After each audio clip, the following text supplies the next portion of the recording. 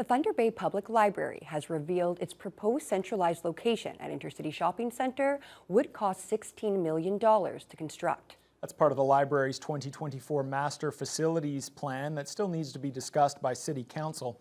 Jessa Clement has the details. After months of research, the Thunder Bay Public Library now has a detailed report presenting 3 scenarios for the library system's future. The first option would be maintaining the status quo, which would keep things as they are. The other 2 options feature the construction of a new central library inner city and the closure of Brody Library, and the possible closure of the County Park branch. Library CEO Richard Togman says any change would have a huge effect on how the library system will function. Whatever way we move forward beyond the status quo sees an over 40% increase in the amount of library space, an over 25% increase in the amount of hours of operation. And for us, that's game changer, right? Being able to offer evenings and weekends so we can service working families really well, being able to expand the physical space we have so we can do all the programs, expand our collection, work on partnerships. Those things are essential to us. If the central library options were to move forward, Togman notes the total construction cost would be over $16 million. The city would be asked to pay half of that, and the library would be committed to raise the other $8 million.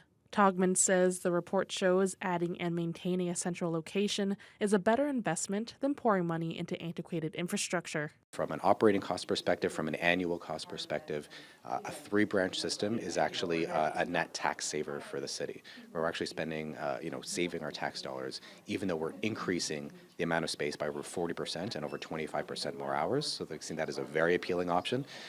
And even the scenario where we maintain 4 branches with the central library, it's about $500,000 more expensive. But when we look at what that really delivers for the community, that's a huge bang for our buck. Head librarian Ruth Hamlin Douglas says having a central location will give them the opportunity to provide more programming for community members and partners. With changes to space, one of the things that we've talked about extensively is like a teen gaming area, which if you look around you, we don't currently have.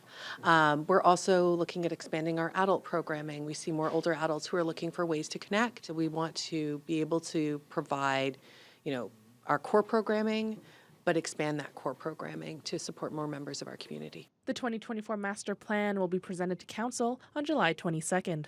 Jessa Clement, TBT News.